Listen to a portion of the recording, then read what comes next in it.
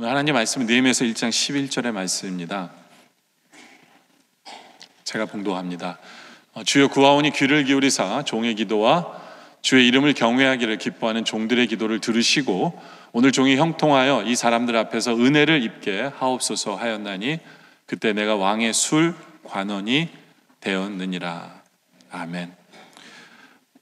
읽기는 11절 한 절만 읽었지만요, 오늘 설교 본문은 1장에서 6장까지의 말씀입니다. 우리 자녀들이 1장에서 6장까지 배우고 있기 때문에 1장에서 6장까지 말씀을 가지고 여러분들에게 전합니다. 느헤미야서는 한마디로 말하면 느헤미야가 성벽과 성벽을 짓기 위해서 온갖 노력을 다 기울이는 그런 내용입니다. 근데 전 갑자기 이런 생각이 들었어요. 왜 느헤미야는 성곽과 성벽을 짓는 게 그렇게 중요할까? 성경에 보면 이사야서 49장에 보면요, 이사야서 49장에 보면은 여인이 어찌 그 젖먹는 자식을 잊겠으며 자기 태어난 아들을 긍휼히 여기지 않겠느냐. 그들은 혹시 잊을지라도 나는 너를 잊지 아니할 거라고 하나님이 말씀하시면서 뭐라고 말씀하시냐면 내가 너를 내 손바닥에 세웠고 너의 성벽이 항상 내 앞에 있나니. 다시 말해서 우리 하나님이 우리의 성벽이 되어주시겠다고 얘기하셨거든요. 하나님이 성벽이 되어주시는데 굳이 성벽을 그렇게 열심히 지을 필요가 있을까라는 생각이 들었어요. 또 스가랴서 2장 5절에 보면 이런 말씀도 있어요. 여호와의 말씀에 내가 불로 둘러싼 성곽이 되어주시겠다고 얘기하세요. 하나님께서 그냥 성곽이 아니라 불로 둘러싼 성곽이 되어주시겠다고 얘기하셨는데 왜 느헤미야는 이 성곽과 성전을 짓는데 그렇게 애를 썼을까라는 생각을, 왜 느헤미야에게는 이것이 그렇게 중요했을까라는 생각을 해봅니다. 제가 아는 느헤미야의 신앙은 굳이 성곽과 성벽이 필요 없는 사람 맞아요.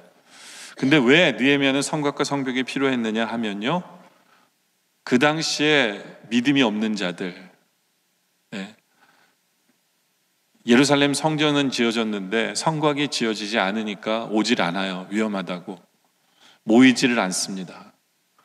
성곽을 못 짓게 되니까 그들이 실족하고 그들의 신앙이 흔들리고, 그렇게 연약한 자들을 위해서 이 성곽과 성전은 꼭 필요한 것이었어요. 느헤미야는 그들의 신앙의 수준 속에서 이것이 꼭 필요하구나. 우리가 하나가 되기 위해서는, 하나님의 역사를 체험하기 위해서는, 이 성곽을 통해서 하나님의 사랑을 체험케 하기 위해서는 이 성곽과 성벽이 필요하구나를 느헤미야는 알면서 이 일을 했다라고 봅니다. 여러분들, 그 느헤미야의 아버지의 이름이 하가랴입니다. 하가랴. 그 뜻이 뭐냐 하면 여호와의 흑암이라는 뜻이에요. 그러니까 느헤미야의 할아버지죠. 그렇죠? 할아버지가 느헤미야 아버지의 이름을 줬을 때는 이스라엘이 정치적으로 굉장히 힘들 때예요. 포로로 잡혀가고, 그렇죠? 전쟁에서 지고. 그러니까 그 아버지가 그 아들의 이름을 하가랴로 지는 거예요. 하나님께서 우리에게 어두움을 주셨다. 그리고 그 아버지는 늘 하가랴는 이름을 부르면서 왜 그 이름이 그렇게 부르게 됐는지를 알고 살았을 거예요. 그렇죠? 근데 어느 순간부터 하가랴는 살다 보니까, 포로로 와서 살다 보니까 하나님께서 포로에서 이제는 귀환하게 하시는 그 길이 보여지고 그런 역사를 이제 보게 하는 거죠. 그러면서 아들을 낳은 거예요. 그래서 그 아들 이름을 느헤미야라고 짓습니다. 느헤미야라는 뜻이 뭐냐 하면 하나님께서 주시는 위로라는 뜻이에요. 위로. 그러니까 느헤미야는 늘 자기 이름을 듣고 살았어요. 느헤미야야 라고 얘기하면 아빠가 느헤미야야 일로 와봐 그러면 하나님이 주신 위로야 일로 와라 이렇게 들리는 거예요. 느헤미야는 늘 자기의 이름의 뜻을 생각하며 살았기 때문에 느헤미야가 이런 문제를 바라보면서 자기의 사명을 느끼는 거예요. 뭐예요? 내가 어떻게 하면 저 핍박받고 고생하고 있는 성전을 짓고 다시 예루살렘을 재건하기 위해서 모인 저들에게 위로가 될까? 어떻게 하면 하나님의 위로하심을 전달할까? 이런 고민을 했겠죠, 그죠?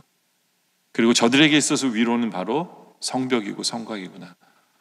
저 일에 내가 헌신해야겠다 라는 생각을 느헤미야는 분명히 했을 거라는 거죠. 그죠?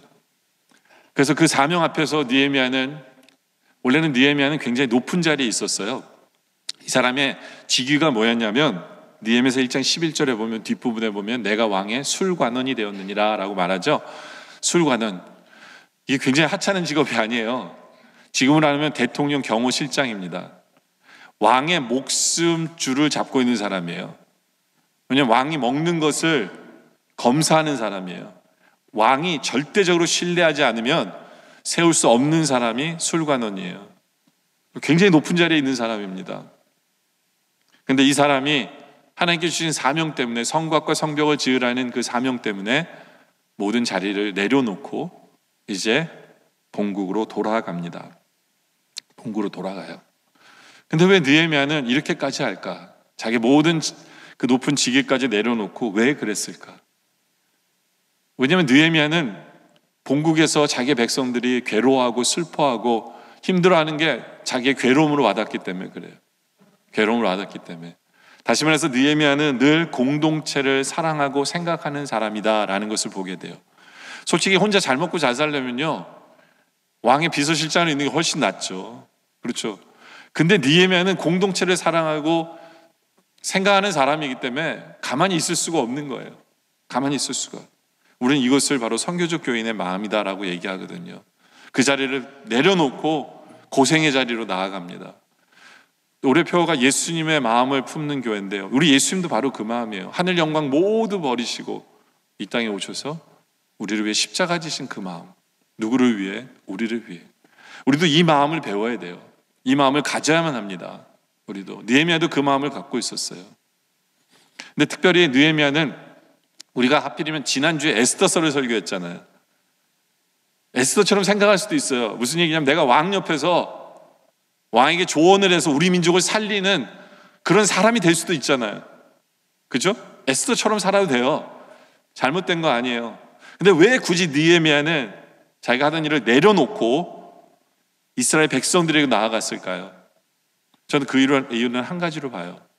그건 뭐냐면 힘들고 어렵고 고생하는 이스라엘 백성들과 함께 생활을 하면서 그들에게 신앙의 본을 보이고 싶은 거예요. 신앙이 뭔가를 그들에게 알려주고 싶은 거예요.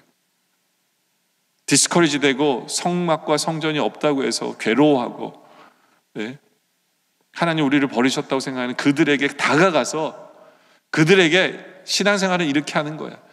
네? 이렇게 하면서 본을 보이면서 그들과 함께 그들이 원하는 것을 하나님의 역사를 이루어가면서 해나가고 싶은 신앙의 본을 보이고 싶은 것이 느헤미야가 마음이었다. 그러려면 가야죠. 그렇죠? 그러면 가야죠. 그래서 간 거예요, 느헤미야가. 그래서 오늘 설교 제목이 신앙의 본을 보인 느헤미야예요. 그래서 아까도 우리 인사할 때 신앙의 본을 보이십시오. 약간 명령처럼 했는데요. 그래서 기분 나빴으면 여러분들 용서하세요. 네가 나를 언제 봤다고 네가 나한테 뭐 이런 잔소리 할지 모르지만 그냥 하나님의 말씀으로 내가 신앙의 본을 보이는 삶을 살아야 되겠다라는 결단이 있길 원합니다. 근데 그렇다면 느헤미야는 어떤 신앙의 본을 보였을까? 첫째로 기도의 본을 보였습니다. 느헤미야는 1장부터요 매 장마다 거의 기도하는 사람이었어요. 기도하는 사람. 그래서 느헤미야서를 보면 모든 기도의 종류가 이 안에 다 나와요. 모든 기도의 종류가 다 나옵니다. 근데 느헤미야는 이렇게 기도하는 사람이었기 때문에 결국엔 느헤미야가 그들과 함께 생활하면서 그 기도의 모습을 보였기 때문에 이제는 그들로 기도하게 하는 사람이 되어버려요. 그래서 느헤미야 4장 9절에 보면 우리 하나님께 기도하며 우리로 바뀌었잖아요. 원래 느헤미야는 혼자 기도하는 사람이었어요. 근데 4장에 가서는 이제는 함께 기도하는 사람이 되어져요. 기도를 가르친 거죠. 기도의 본을 보인 거죠. 그래서 이스라엘 백성들이 함께 문제 앞에서 기도하는 그런 백성이 되어지는 거예요. 그러니까 느헤미야 이 기도의 본을 우리가 배워야 돼요. 어떻게 기도하는 사람이었을까? 첫째, 그는 늘 기도할 제목을 아는 사람이었어요. 늘 기도할 제목을 얻는 사람이다. 오늘 말씀 1절에 보면 하갈의 아들 느헤미야의 말이라. 아닥사스다 왕 제 20년에 기스르월에 내가 수상궁에 있는데 내 형제들 가운데 하나인 하나니가 두어 사람과 함께 르다에서 내게 이르렀기로 내가 그 사로잡힘을 면하고 남아있는 유다와 예루살렘 사람들의 형편을 묻습니다. 우리 민족이 어떻게 지냅니까? 라고 물으니까 그들이 내게 이르되 사로잡힘을 면하고 남아있는 자들이 그 지방 거기에서 큰 환난을 당하고 능력을 받으며 예루살렘 성은 허물어지고 성문들은 불탔다라는 슬픈 소식을 전해 듣습니다. 여러분 상상 한번 해보세요. 여러분들이 느헤미야라고 생각해 보세요. 여러분들이 높은 자리에 있어요. 높은 자리에 있으면 물질도 어느 정도 여러분들 갖고 있을 거예요. 힘이 있습니다. 우리 민족의 힘든 소식을 들으면 여러분들 제일 먼저 뭐부터 생각할 거예요? 여러분들은 내가 어떻게 도울 것인가를 생각하겠죠. 보통 사람들은 어떻게 하면 내가 가진 힘으로 우리 민족을 도와줄 것인가를 생각하는 것이 당연한 거예요. 그런데 느헤미야는 이 당연한 생각을 하지 않습니다. 이 느헤미야는 그 소식을 듣자마자 바로 뭐 하는 사람이냐? 4절에 보니까 내가 이 말을 듣고 앉아서 울고 수일 동안 슬퍼하며 하늘의 하나님 앞에 금식하며 기도하는 사람이에요. 다시 말해서 느헤미야는요, 어떤 문제 앞에서 내 힘을 가지고 내가 뭔가를 할까가 아니라 무조건 기도로 먼저 나오는 사람이에요. 늘 모든 문제들이 이 느헤미야에게는 기도의 제목이 되는 사람이라는 거죠. 기도할 것이 되는 사람이죠. 바로 우리가 이것을 배워야 돼요. 어쩌면 우리가 그것을 해결할 수 있는 능력과 힘이 우리에게 있을지도 몰라요. 그러나 우리는 늘 가장 먼저 기도하는 법을 배울 수 있는 사람들이기 원합니다. 늘 기도가 앞서는 우리들이길 원해요. 그리고 느헤미야는 기도할 때 문제 앞에서 두 번째로 문제 앞에서 먼저 회개에 기도한 사람입니다. 6절에 보니까 이제 종이 주의 종들은 이스라엘 자손을 위하여 주야로 기도하오며 우리 이스라엘 자손이 주께 범죄한 죄들을 자복하오니. 기도할 때 기도한 내용이 뭐냐면 내 민족의 죄를 자복합니다. 내 민족의 죄를 자복해요. 솔직히 느헤미야는요, 이스라엘에서 살아본 사람이 아니에요. 우리로 말하면 이민 3세예요. 이민 3세입니다. 이스라엘 백성들이 예전에 가나안 땅에서 지은 범죄 때문에 포로로 잡혀와 있는 거예요. 예? 느헤미야는 거기에 가담한 사람 아니에요. 그러나 느헤미야는 기도할 때 우리 민족의 죄를 위해서 회개할 필요가 있다라는 것을 아는 사람이에요. 회개합니다. 그뿐만 아니라 주는 귀를 기울이시며 눈을 여시사 종의 기도를 들으시옵소서. 나와 내 아버지 집이 또 범죄했다는 거예요. 느헤미야는 자신의 죄에 대해서 회개합니다. 느헤미야는 아버지 집, 우리 가정의 죄에 대해서 회개합니다. 그럼 7절에 주를 향하여 크게 악을 행하여 주께서 주의 종 모세에게 명하신 계명과 율례 규례를 지키지 아니한 것에 대해서 회개하고 있는 모습을 봅니다. 여러분들, 이 회개라는 건요, 솔직히 아무나 하는 게 아니에요. 영적으로 깨어있는 성도만 하게 되어지는 거예요. 제가 여러분들한테 지금 회개하십시오 그래도 막 회개하기 위해서 죄를 고민하고 생각하고 막 쥐어짜는 건 솔직히 제대로 된 회개가 아니에요. 이 제대로 된 회개하는 사람은 영적으로 깨어있는 사람이에요. 영적으로 깨어있다는 건 뭐냐면 거룩하신 하나님이 내 앞에 계신 주님을 만난 사람만이 진정한 회개가 나오게 돼요. 진정한, 바로 이것이 우리의 모습이길 원합니다. 진정한 회개를 주님 앞에 아뢰 수 있는, 그렇게 깨어있는 그런 기도를 들을 수 있는 우리들, 그것이 우리의 모습이길 원합니다. 세 번째로는 느헤미야는 기도한 것을 믿고 있는 삶을 삽니다. 11절에 보면 주여 구하오니 귀를 기울이사 종의 기도와 주의 이름을 경외하기를 기뻐하는 종들의 기도를 들어달라고 얘기합니다. 그러면서 그 기도 제목이 뭐냐면 오늘 종이 형통하여 이 사람들이 누구냐면 왕과 그의 신하들이에요. 왕과 그 신하들 앞에서 은혜를 입게 하옵소서라고 기도합니다. 왜냐하면 이제 왕한테 얘기해야 돼요. 왕이시여, 제가 가서 성벽과 성을 재건할 수 있도록 저에게 허락해 주십시오라는 얘기를 해야 되거든요. 느헤미야는 이 기도를 왕 앞에 드리는 거예요. 이제 하나님 앞에 기도하는 거예요. 그런데 재밌는 게 뭐냐면 그때 내가 왕의 술관원이 되었느니라고 얘기하잖아요. 그럼 그전에는 술관원이 아니었냐? 그게 아니에요. 지금 이 뜻이 뭐냐면 내가 기도했더니 술관원이 된 게 아니에요. 무슨 얘기냐면 내가 하나님 앞에 이런 기도 제목으로 기도했더니 하나님 나에게 알려주신 거예요. 너가 술관원이잖아. 네가 그 자리를 이용해. 그 자리를 사용해서 왕이랑 대화를 나눠 이걸 깨달은 거예요. 기도하는 사람은요, 하나님께서 이렇게 길을 주세요. 길을 주세요. 느헤미야는 기도하는 사람이었는데요, 기도하면서 더욱더 확실한 믿음 속에서 기도하는 모습을 보여줍니다. 첫째로 그건 뭐냐? 자신의 자리에 대한, 자신의 위치에 대한 믿음을 가지고 기도해요. 여러분들, 우리에게 기도 제목을 주셨다, 그리고 우리에게 어떤 마음을 주셨다라는 것은 지금 나의 위치에서 나를 사용하려고 하시는 하나님을 우리가 볼 수 있어야 돼요. 우리가 그 믿음으로 기도해야 됩니다. 많은 분들은요, 나의 지금의 위치에 대해서 확신이 없어서 기도를 포기합니다. 비전도 포기하고요. 네. 그러나 기도 제목을 주신 분이 우리 하나님이고, 나에게 사명을 주신 분이 하나님이고, 그렇다면 지금 현재 나의 모습을 통해서 나를 사용하실 것을 믿는 그 믿음이 우리에게 필요합니다. 그리고 두 번째로는 느헤미야는 믿기 때문에 계획을 세웁니다. 왕 앞에 지금 얘기를 할 거지만 이게 쉬운 문제가 절대로 아니에요. 왕이 허락해 주는 것도 이게 말이 안 되는 얘기예요. 그런데 느헤미야는 내가 기도했기 때문에 하나님께서는 길을 열어주실 것이라고 믿고 플랜을 세워요. 플랜을 세웁니다. 특별히 느헤미야서 1장 1절에 보면 하갈의 아들 느헤미야의 말이라 아닥사스다 왕 제20년 기슬르월에, 여기 보면 느헤미야는 아닥사스다 왕의 신하죠. 그렇죠? 근데 에스라서 4장 23절에 보면 아닥사스다 왕의 조서 초본이 르훔과 서기관 심세와 그의 동료 앞에서 낭독됐는데, 왕이 예전에 내린 명령이 나와요. 그 명령이 뭐냐 하면 그들이 예루살렘에 급히 가서 유대 사람을 보고 권력으로 억제하여 그 공사를 그치게 하라. 이게 아닥사스다 왕의 명령이에요. 어명입니다. 보세요. 어명이 이미 내려졌어요.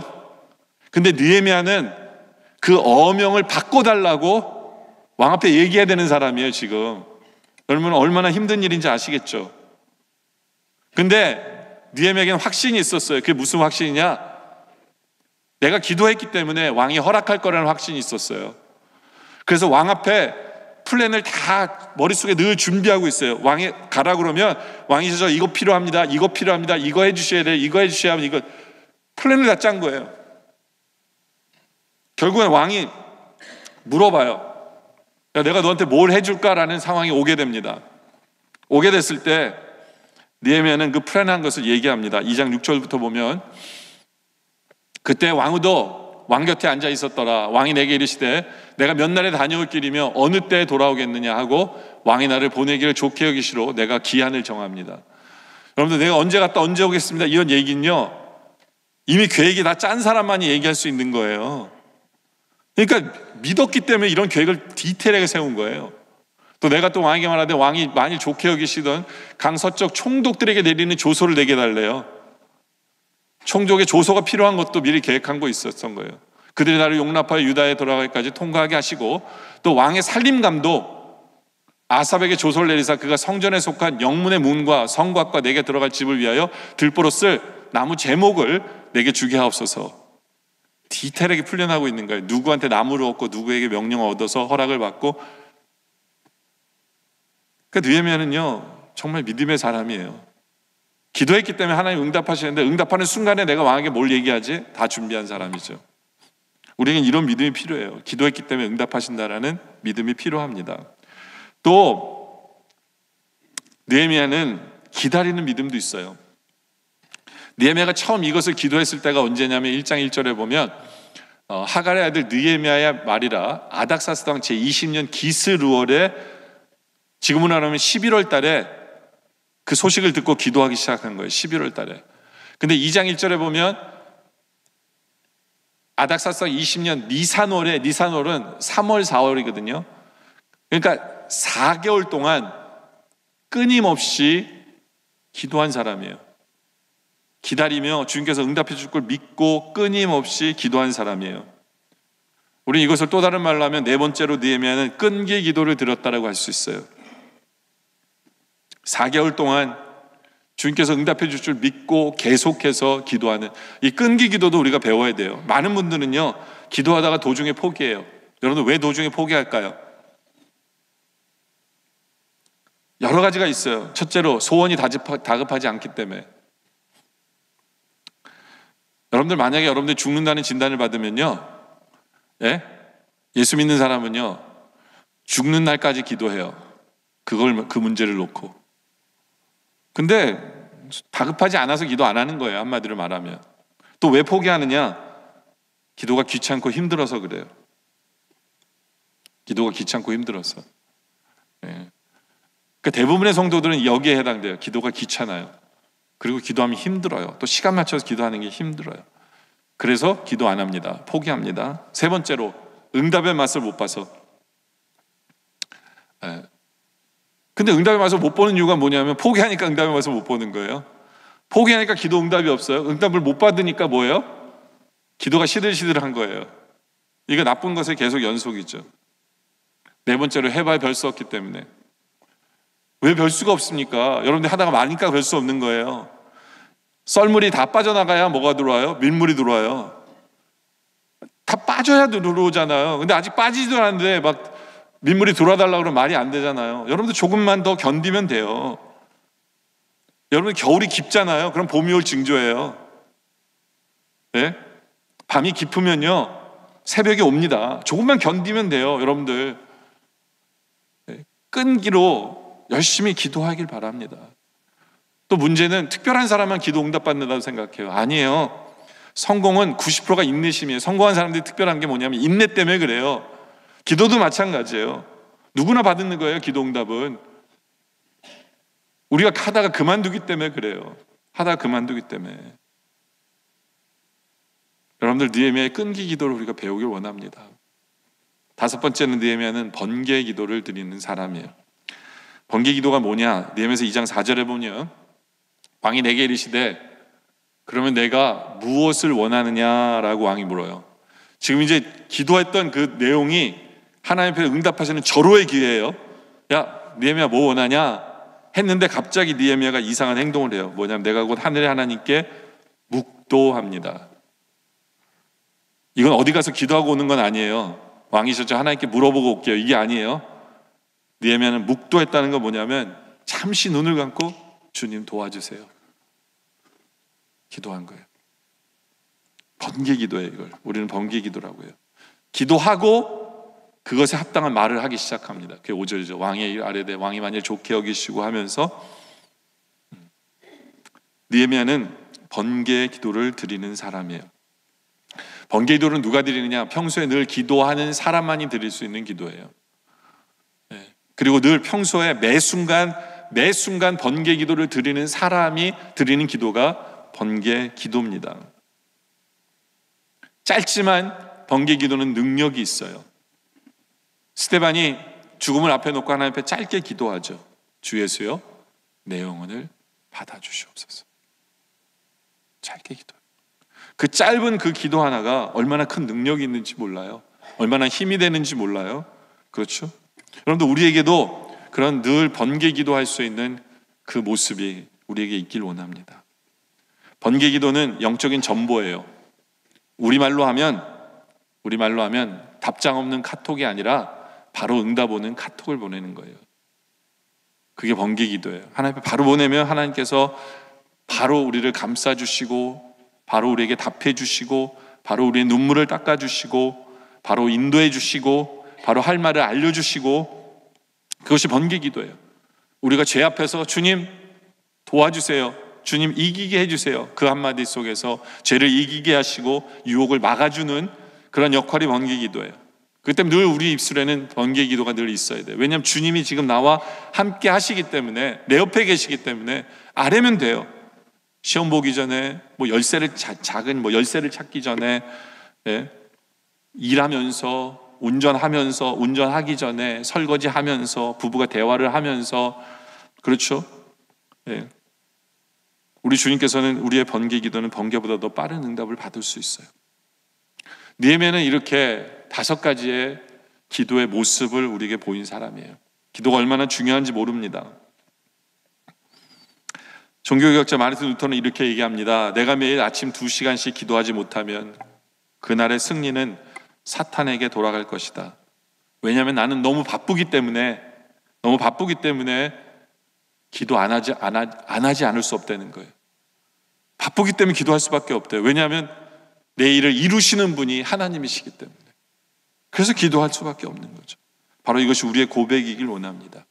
느헤미야의 기도의 본을 우리가 본받아서 우리도 기도함으로 말미암아 우리 자녀들도 기도하는 자녀들, 우리 주위에 우리를 아는 사람들이 그 기도를 본을 배워서 함께 기도하는 우리 모두가 되기를 원합니다. 두 번째로는 느헤미야는 기도만 하는 사람이 아니라 행동하는 믿음의 사람이었어요. 느헤미야서 4장 9절에 보면 우리가 우리 하나님께 기도하며 그들로 말미암아 파수꾼을 두어 주야로 방비하는데, 여기 보세요. 느헤미야는 기도합니다. 기도하는 중에도 뭐 하고 있어요? 파수꾼을 두어 주야로 방비합니다. 느헤미야는 기도만 한 게 아니에요. 기도하면서 하나님의 일을 하기 위해서 몸소 움직이는 사람이었고 행동하는 사람이었다라는 겁니다. 기도만 하고 행동하지 않는 것은 무책임이에요. 행동만 하고 기도하지 않는 것은 불신앙입니다. 기도도 대충 하고 행동도 대충 하는 건 적당주의예요. 우리의 모습은 어떠합니까? 느헤미야는 기도할 뿐만 아니라 자기 맡은 일에 첫째로 열심히 땀을 흘려 일하는 사람입니다. 4장 21절에 우리가 이같이 공사하는데 우리의 절반은 동틀 때부터 별이 나기까지 창을 잡았으며 라고 얘기합니다. 일만 하는 게 아니에요. 밤에는 지켜야 돼요. 그래서 4장 22절에 보면 이렇게 말씀해요. 그때도 내가 백성에게 말하기를 사람마다 그 종자와 함께 예루살렘 안에서 잘지니 밤에는 우리를 위하여 파수하겠고 낮에는 일하리라. 얼마나 힘들겠어요. 이들은 헌신합니다. 하나님께 주신 맡긴 앞에서 시간을 쪼개서 이들은 헌신하고 땀을 흘리는 모습을 우리에게 보여주는 거예요. 근데 여러분들, 헌신이라는 게 뭔지를 제대로 알아야 돼요. 헌신이라는 건 나를 드리는 거예요. 나를 드리는 거예요. 잘못된 헌신의 사람은요, 자기가 헌신한다고 해서 자기 말 안 듣는 사람에게 짜증내고 화내고 큰 소리 지르고 이건 이렇게 하는 게 아니라고 얘기하고 너희가 뭘 아냐고 얘기하면서 싸우고 다투는 것은 진정한 헌신이 아니에요. 아까도 얘기했죠. 진정한 헌신은 뭘 드리는 거라고요? 나를 드리는 게 진정한 헌신이에요. 진정한 헌신이라는 것은 나의 시간, 나의 물질만 드리는 것이 헌신이 아니라 진정한 헌신은 내 성격마저도, 내 자존심마저도 드리는 것이 헌신이에요. 우리 주님께서 원하시는 것은 바로 그렇게 헌신하며 땀 흘리는 것을 원하십니다. 그것을 기억하길 원해요. 두 번째로는 서로 격려해야 돼요. 그렇기 때문에 그 당시에 적들이 쓰는 보편적인 방법이 뭐냐 하면 소문이에요. 잘못된 소문을 퍼뜨립니다. 너희들 계속 공사하면 우리가 가서 너희들 죽여버릴 줄 알아. 이러한 소문을 계속해서 퍼뜨려요. 10번에 걸쳐서 소문을 퍼뜨려요. 그러니까 어떻게 합니까? 그 소문을 들은 사람들이 그 안에서 분열하기 시작해요. 걱정하기 시작합니다. 이제는 우린 죽었구나. 이거 공사를 그만둬야 되나? 여러분들, 가장 어떤 일을 진행함에 있어서요, 외부의 공격보다 더 무서운 게 뭐냐면 내부의 분열이에요. 내부의 분열이에요. 사탄은 분명히 이 방법을 씁니다. 그럼 사람들은 이 방법 속에 넘어가면 어떻게 되냐면 원망을 하기 시작해요. 원망을. 근데 그게 막조죠. 그래서 김구 선생님은 그런 얘기를 해요. 할 일을 찾는 백성은 흉하고요, 원망거리를 찾는 백성은 망한다라는 얘기를 해요. 그런 분위기 속에서 느헤미야가 한 것은 뭐냐면 그들을 격려하는 거예요. 느헤미야는 화를 내는 게 아니에요. 느헤미야는 짜증을 부리지 않아요. 느헤미야는 그들에게 격려합니다. 하나님의 말씀으로 격려해요. 느헤미야 4장 14절에 보니까 내가 돌아본 후에 일어나서 귀족들과 민장들과 남은 백성에 말하기를 너희는 그들을 두려워하지 말고 지극히 크시고 두려우신 주를 기억하라. 주님을 기억하라는 거예요. 주님을 기억하라. 주님을 믿고 주님을 붙들어라. 왜냐하면 주님이 능력자이시고 주님이 전쟁에서 이기게 하실 분이며 주님께서 능히 완성케 하실 분이기 때문에 주님의 그 말씀을 통해서 그들을 격려하고 독려하는 모습을 우리가 보게 되죠. 우리도 마찬가지예요. 세상에는 수많은 두려움과 걱정할 것, 내 힘으로 안 되는 것이 너무나 많아요. 그럴 때 우리는 확실하게 얘기할 수 있어야 돼요. 하나님이 해주신다. 근데 이게 우리의 교만이 돼서는 안 돼요. 정말 그분들에게 위로가 되고 그분들에게 힘이 되고 격려가 될 수 있도록 해야 돼요. 그래서 어쩔 때는 그분들이 알아듣는 말로 해야 될 필요도 있어요. 그래서 이런 말들이 있어요. 수고했습니다. 그 말 한마디가 피곤함을 씻어주고요. 너무나 잘했습니다 라는 말이 용기를 심어주고요. 고마워요 라는 말이 새 힘을 얻게 합니다. 사랑해요 라는 그 한마디가 한마음이 되게 하고요. 괜찮아요 라는 그 말 한마디가 부담을 덜어줘요. 우리는 늘 이런 말을 제대로 할 줄 아는 성도들이길 원해요. 우리 말 한마디 한마디가 그 사람에게 힘을 주고 격려가 되고 하나가 되게 하는 그런 말을 하는 우리들이 되길 원합니다. 세 번째는 물질에 대해서 솔선수범해요. 안 그래도 이 모든 사람들이 일하느라고 자기의 일을 등한시할 수밖에 없는데 문제는 흉년이 들었어요. 가난한 사람들이 너무 가난해지는 거예요. 가난해지니까 어떻게 해요? 자기 물건을 팔아야 되는데 팔 물건도 없어요. 나중에는 빚을 지게 돼요. 빚을 지니까 어떻게 합니까? 부자들이 너 돈 못 갚아? 그럼 네 애를 종으로 데려와. 해서 종으로 삼고 뭐 이자를 갚으라 그러고 뭐 난리가 아니에요. 그런 일이 느헤미야가 성벽을 건축하는 동안에 벌어졌어요. 정말 안타까운 거죠. 정말 총체적 난국이에요. 그때 느헤미야가 어떻게 하느냐? 느헤미야가 자기가 먼저 희생하는 모습을 보여요.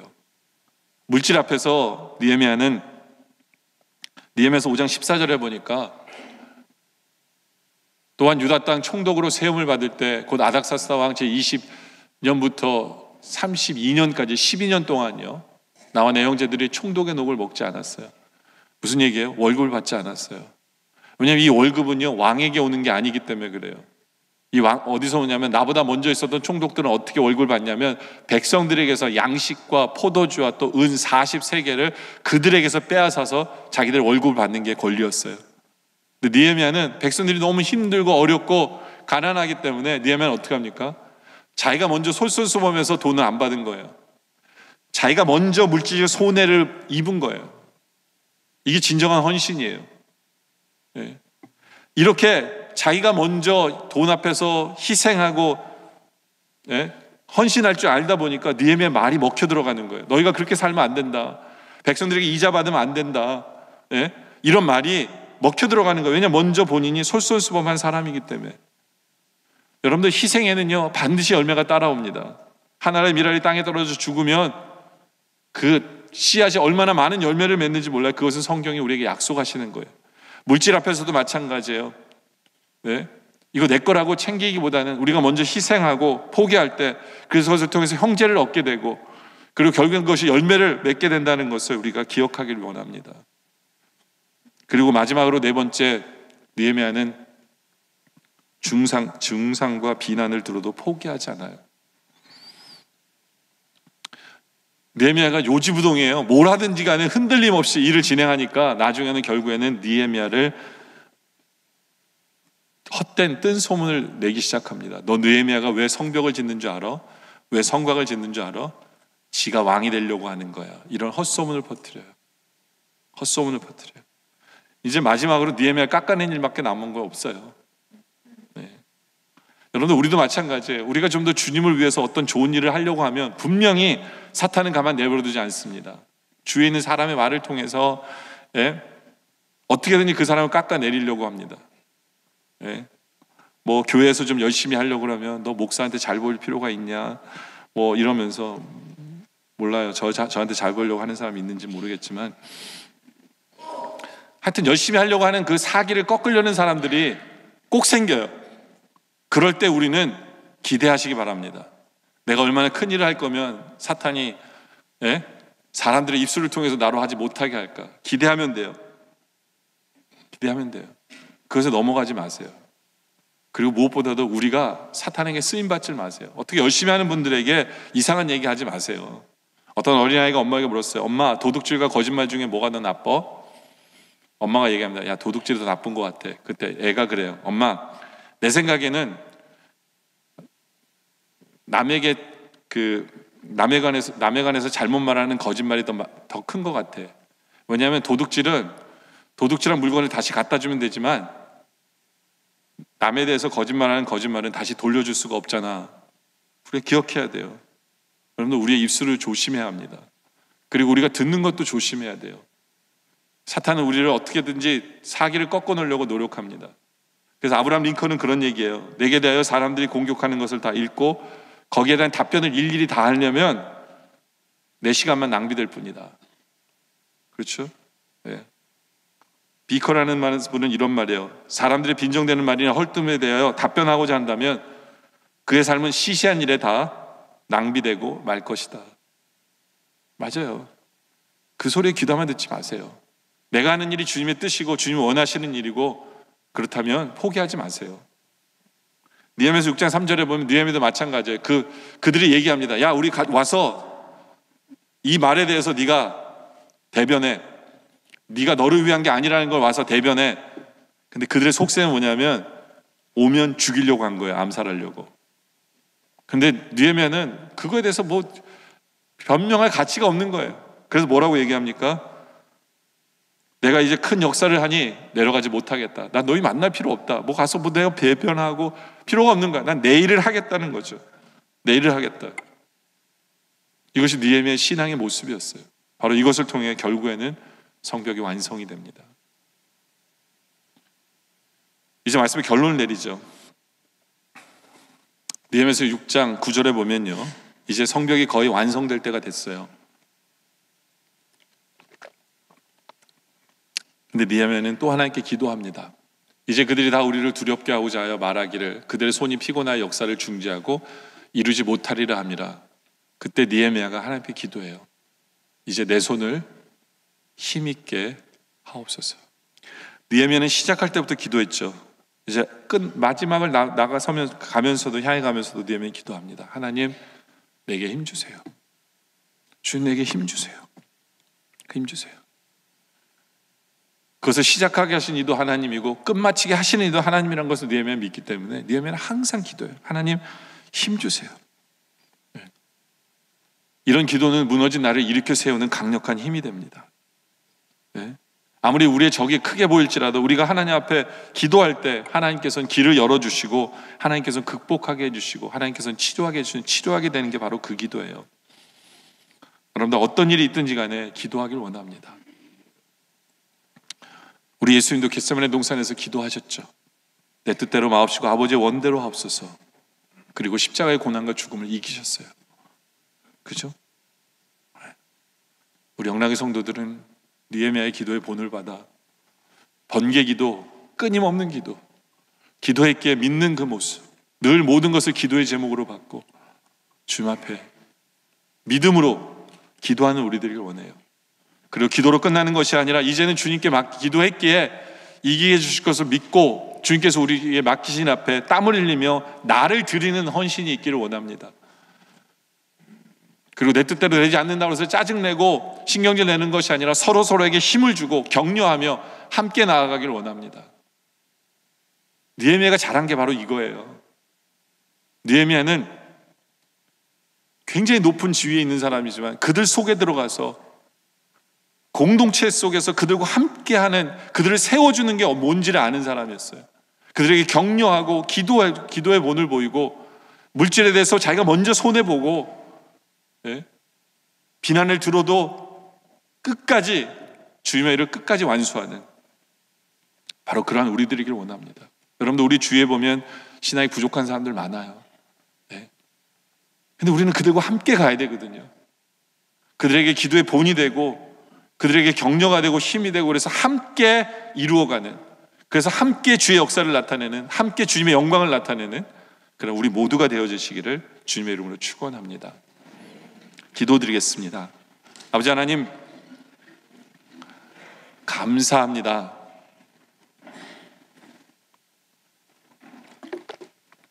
우리에게 기도가 있음에 주님 감사합니다. 또 우리가 기도할 때 응답해 주시는 하나님이시기에 감사합니다. 바로 그 믿음으로 기도하게 하여 주시옵소서.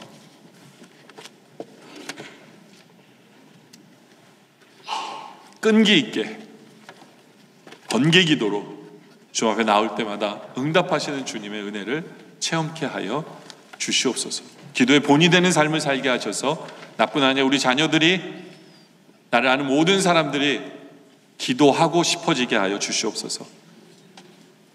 또 우리가 기도할 뿐 아니라 주님께서 맡기신 사명을 기도를 통해 깨달아 알기에 이제는 땀을 흘리고 순종하며 나를 드리는 헌신이 있게 하여 주시옵소서. 서로서로를 격려하는 우리의 모습 되게 하여 주시옵소서. 아버지 하나님,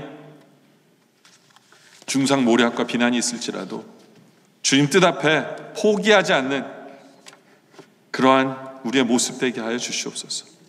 물실 앞에서도 솔솔수범하며 내가 먼저 희생할 줄 아는, 그리하여 하늘의 씨앗을 땅에 묻을 수 있는, 그래서 수많은 열매를 얻을 수 있는 우리의 모습 되게 하여 주시옵소서. 오늘 말씀에 감사드리며 예수님의 이름으로 기도드립니다. 아멘.